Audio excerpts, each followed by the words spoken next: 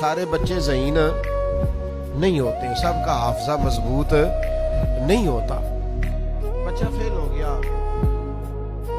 یہ ابھی گزشتہ دنوں رزلٹ آیا میٹرک کا, تو اس نے چھلانگ لگا دی پانی میں اور خودکشی کر لی. تو جب لوگوں نے تھوڑی ریسرچ کی, تحقیق کی, تو پتا چلا کہ گھر کا ماحول بڑا گھٹن والا ہے.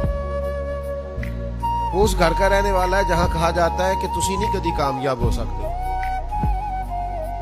مینوں پہلو ہی پتا سی, میں پہلے سے جانتا تھا تیرا یہی حال ہونا. وہ باتوں کی جو چبھن اسے رزلٹ آتے ہی محسوس ہونے لگی. سارے بچے ذہین نہیں ہوتے, سب کا حافظہ مضبوط نہیں ہوتا. کمزور بھی ہوتے ہیں بیچارے کئی, اللہ تعالیٰ کی توفیق ہے, پیچھے بھی رہ جاتے ہیں بعض اوقات.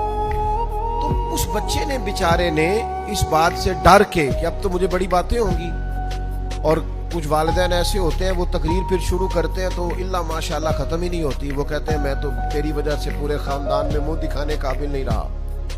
دوست پوچھیں گے تو کیا کہوں گا, فلاں کا بچہ کہاں پہنچ گیا.